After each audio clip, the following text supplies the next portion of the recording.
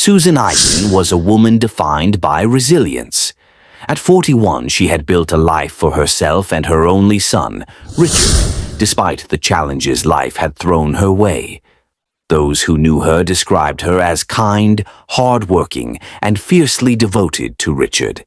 She had worked tirelessly to provide him with opportunities, making sure he had a good education and a stable home. Richard, just 17 years old, was on the verge of adulthood. A high school student with a natural aptitude for computers, he had dreams of pursuing a career in technology. But he wasn't just smart. He was kind, well-liked, and known for his sense of humor. Friends described him as the type of person who could make anyone laugh, the kind of son any mother would be proud to have. For Susan and Richard, life was moving forward. Susan was planning for her son's future, looking forward to the day he would graduate and take his first steps toward independence. But that future was never realized. One night in August 1984, their lives were taken in a brutal, senseless act of violence. At around 6:30 p.m., a Nassau County patrol car took a turn onto Lawson Boulevard when an urgent call crackled over the radio. A dead body had been discovered inside a home. The officers on duty, Ed Carter and Otto Kohlmeyer, immediately hit their flashers and sped toward the address. 3412 Ocean Harbor Drive, home of Susan and Richard Ikin. When they arrived, chaos greeted them. A woman stood in hysteria, her screams filling the house. Another woman was sitting silently in the kitchen, her face blank, as if she had shut down entirely. A man, shockingly calm given the situation, pointed them upstairs. As the officers made their way up the stairs, they came upon a horrific sight.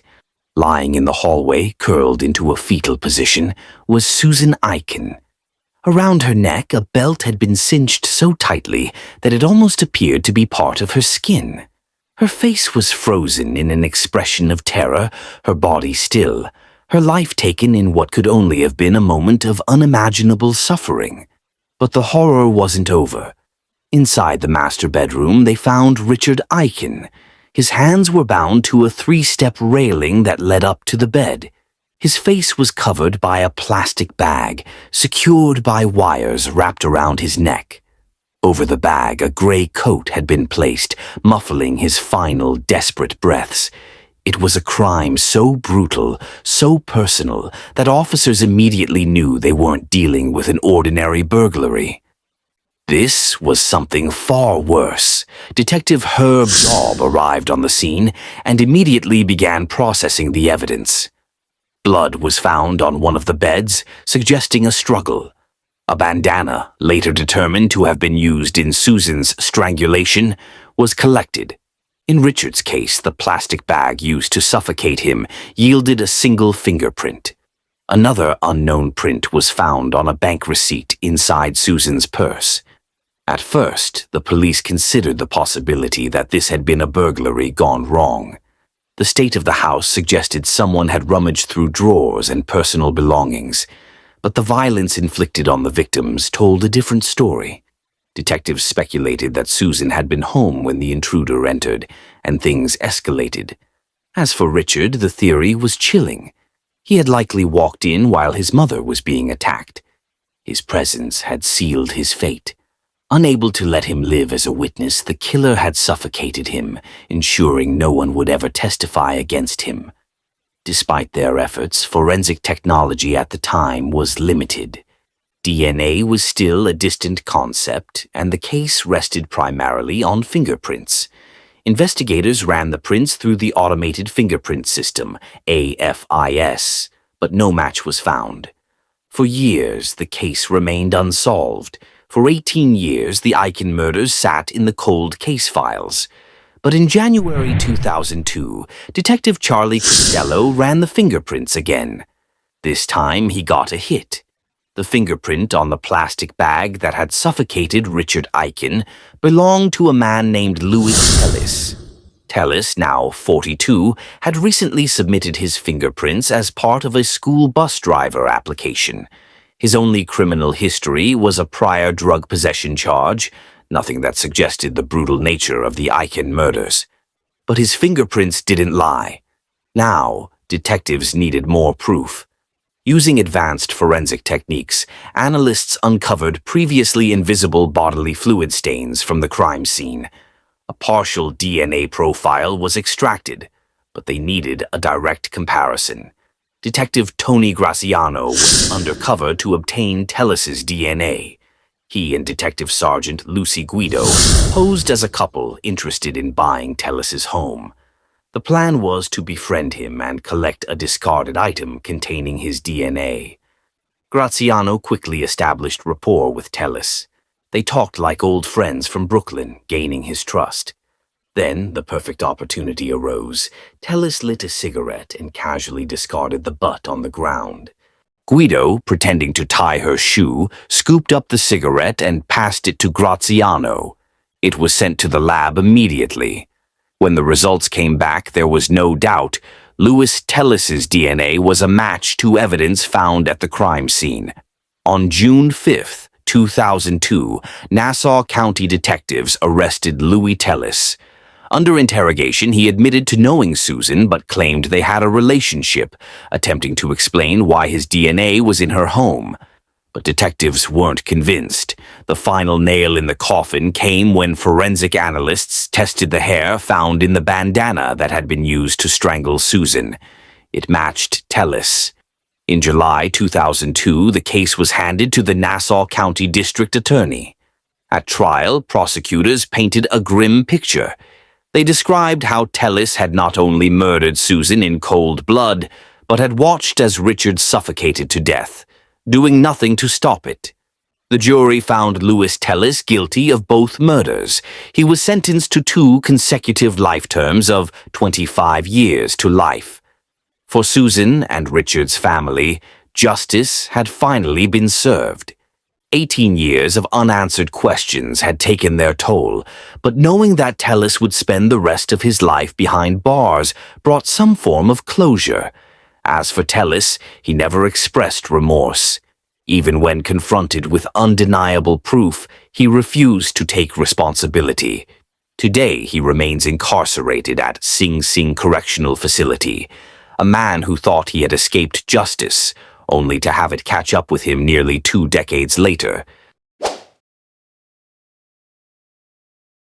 The city of Columbus, Ohio, moves quietly under the cold winter sky. Families settle in for the night, students wrap up their assignments, young professionals wind down after long workdays. Among them is Christina Ruth, a 23-year-old woman with her life ahead of her. She lives in a modest frame house, balancing work and personal ambitions. She has dreams and aspirations that stretch far beyond the walls of her home. But all of that is about to change. In another part of Columbus, Yvonne Murrell enjoys a peaceful morning, unaware that her life will soon be shattered by a violent intruder. Across the city, Diana Cunningham, a 20-year-old college student, prepares for another day of classes. Her future seems bright. She has no idea that before the sun rises again, she will be face to face with terror. These women don't know each other. They don't know their lives are about to be connected by a monster lurking in the shadows, a predator waiting for the perfect moment to strike. It starts with Christina Ruth. It's November 1991. There is a noise outside, a back door unlocked. The moment she opens it, her nightmare begins. A man forces his way in, shoving the door open with brute strength. The lights go out before she can see his face. In the darkness, he overpowers her. The attack lasts for 3 unbearable hours.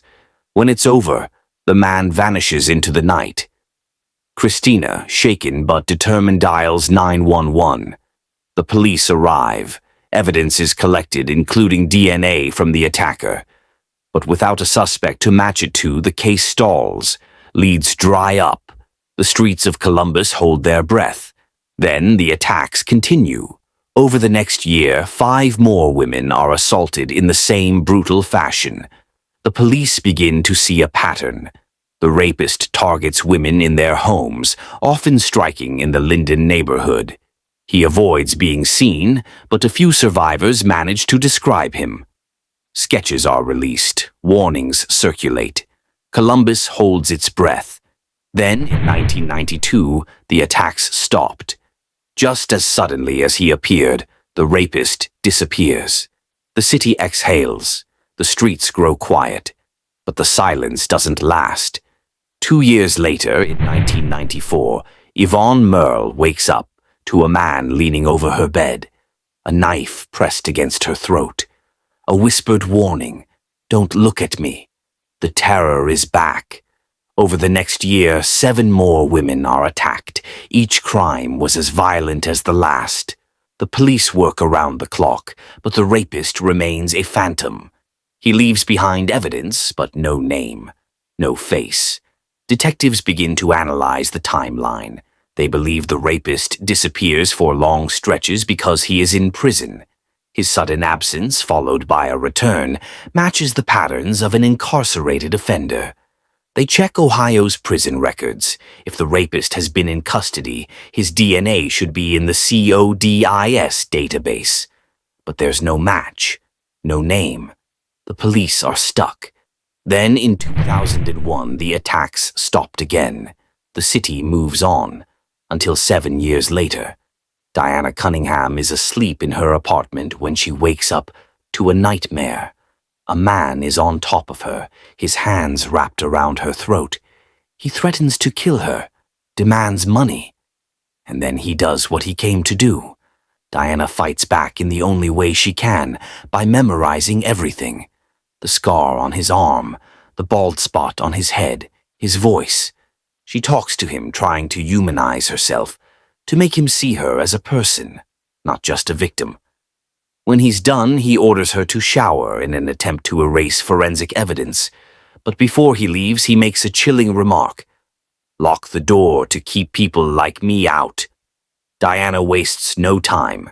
She runs to a neighbor's house, grabs a knife for protection, and calls 911. This time, the police are ready. The attack matches the profile of the Linden area rapist, a man they have been hunting for 17 years. The case is reopened, DNA is retested, and then, on a Monday morning in June 2008, the CODIS system finally flags a match. The name is Robert Patton, a name detectives don't recognize, but his record tells them everything. A convicted felon. In and out of prison since 1995. The pieces fall into place. When he was incarcerated, the rapes stopped. When he was released, they resumed. Patton's DNA had been collected in 2001, but due to a backlog, it wasn't entered into the system until 2004. For 3 years, his name sat unnoticed while he continued his attacks. When police arrest him, Patton doesn't resist. In interrogation, he doesn't deny the charges. "I'm not going to dispute any of them," he admits. "Maybe all of them is me." Then he does something unexpected. He leads detectives on a tour of his crimes. 69 locations, 39 rapes, 30 burglaries. What they thought was a serial rapist turned out to be one of the most prolific in the country. Court proceedings begin. At first, Patton pleads guilty. He tells the judge he deserves a long sentence. Then he changes his mind, demands a trial. Months later, just as jury selection starts, he changes his plea again, pleading guilty to 58 counts of robbery and 76 counts of rape and assault. When asked how many years he should serve, Patton himself says, 50 years isn't enough. The judge grants his wish, sentencing 68 years in prison. Robert Patton will spend the rest of his life behind bars. For the victims, justice is served. But the scars remain. Some find peace in knowing their attacker is locked away. Others struggle to move on. Families of the victims speak out, demanding better systems to prevent this from happening again. For the city of Columbus, the long nightmare is finally over. A backlog delayed justice for years, and a system failure allowed a predator to walk free. But in the end, one mistake proved to be his downfall. The DNA he tried so hard to erase was the very thing that sealed his fate. And this time, there would be no escape. For 17 years, Robert Patton terrorized the women of Columbus, leaving behind a trail of pain and fear. His ability to disappear, evade justice, and strike again exposed deep flaws in the system. A DNA backlog allowed him to remain free far longer than he should have, costing innocent women their safety and peace. But in the end, science caught up with him. The very DNA he tried to erase became the key to his downfall. Patton is now behind bars, serving a 68-year sentence. His victims, though forever changed, can finally begin to heal. But this case serves as a stark reminder that justice delayed is justice denied. How many other cases remain unsolved due to bureaucratic failures? How many predators still walk free because their DNA sits in an untested backlog? We must demand better. More funding for forensic testing, more urgency in processing evidence, more accountability from the system that promises to protect us.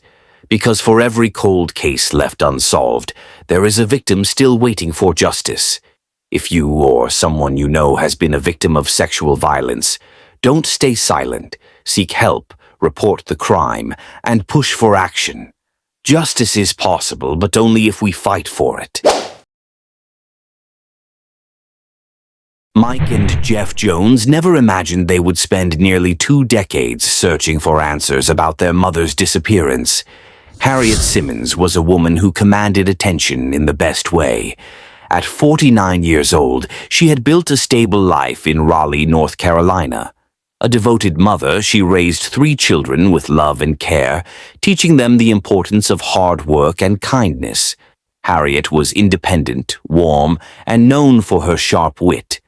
She had a job she enjoyed as a secretary at a law firm, where her co-workers appreciated her efficiency and sense of humor. More than anything, she loved her family. She checked in with her children regularly, and they never had to wonder if she was thinking about them. She always was. On April 15, 1979, Harriet was excited as she packed a small suitcase for a weekend road trip to Nashville, Tennessee.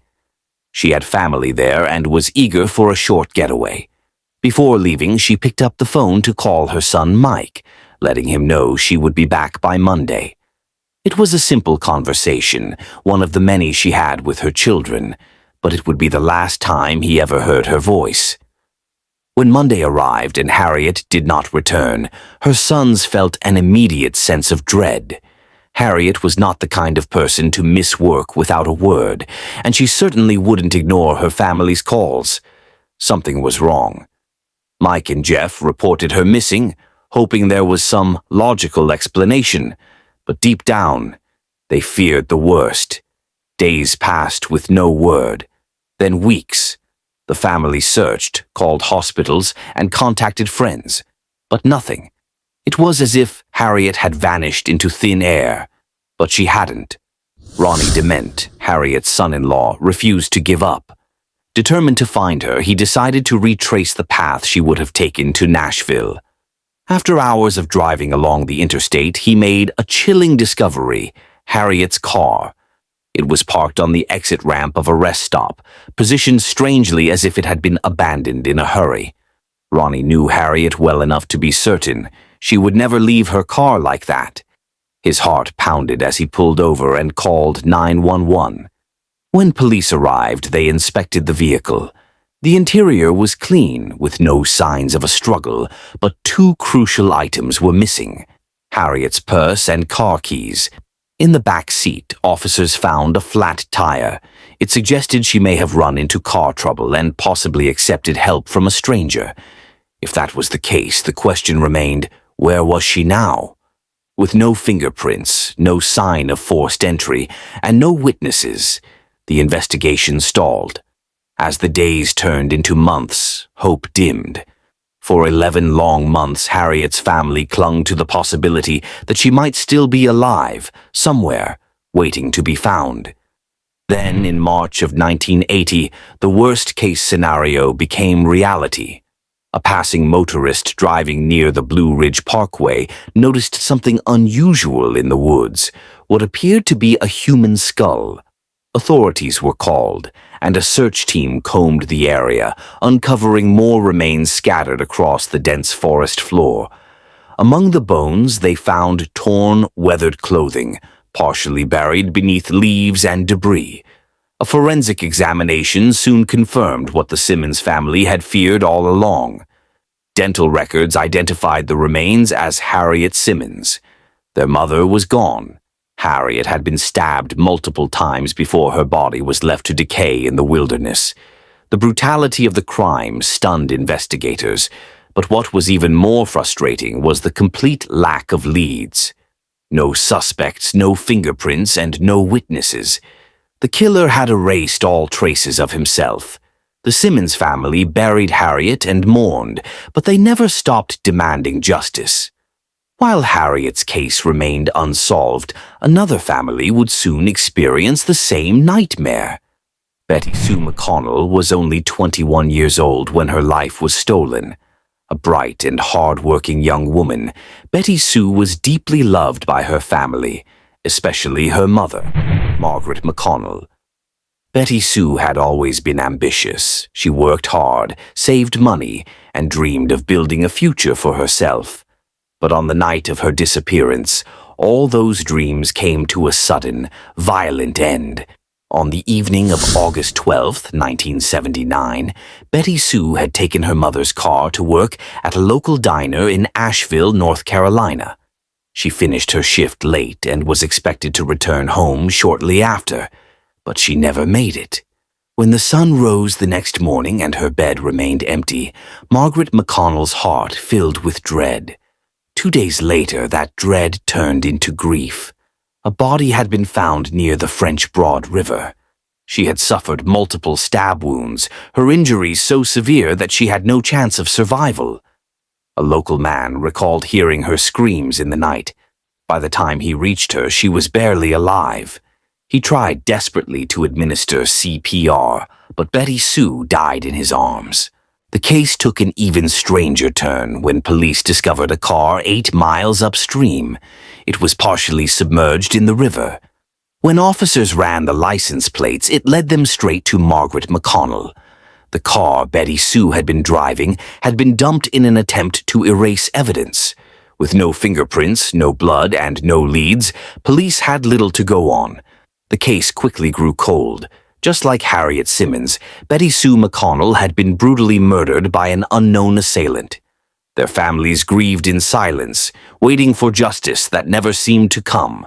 For 19 years, their killers walked free.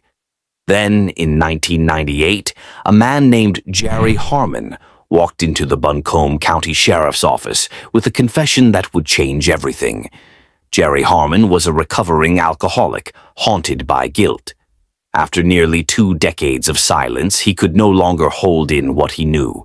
Sitting across from Captain Pat Hefner, he told a story that would unravel one of the longest-standing cold cases in North Carolina. Harmon described a night in 1979 when he had been drinking at a bar with his friend, Terry Hyatt. They had been driving through town when Hyatt noticed a young woman stopped at a traffic light. He made an obscene gesture at her.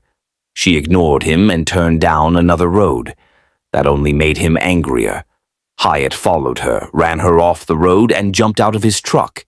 He yanked her car door open and ordered Harmon to follow him.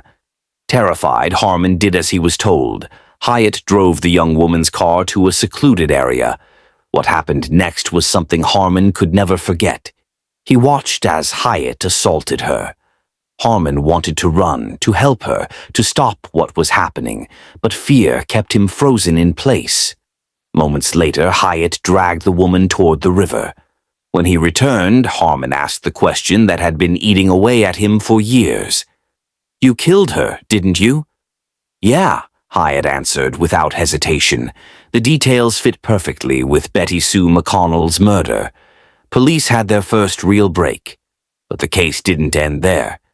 Detectives found one of Hyatt's old friends, Lester Dean Helms, who revealed another disturbing truth. Hyatt had killed before. Helms described a second murder, eerily similar to the first. A woman had been abducted from her car, stabbed multiple times, and left in the woods near the Blue Ridge Parkway. It was Harriet Simmons. With Harmon and Helms's testimonies, police arrested Terry Hyatt at his home in Asheville. In the interrogation room, he admitted to being near the scene of Betty Sue's murder, but denied killing her. When asked about Harriet Simmons, he refused to speak, but the police had heard enough. The trial began on January 6, 2000. Witnesses took the stand, detailing the horrifying events of 1979. On January 31st, the jury delivered its verdict. Guilty on all counts. Hyatt was sentenced to death. In 2000, his DNA was entered into the national database. It hit on another cold case, the 1987 rape and murder of Jerry Ann Jones. Faced with overwhelming evidence, Hyatt confessed. On August 2, 2005, he pleaded guilty to avoiding another death sentence. For the families of his victims, justice had come, but peace never would.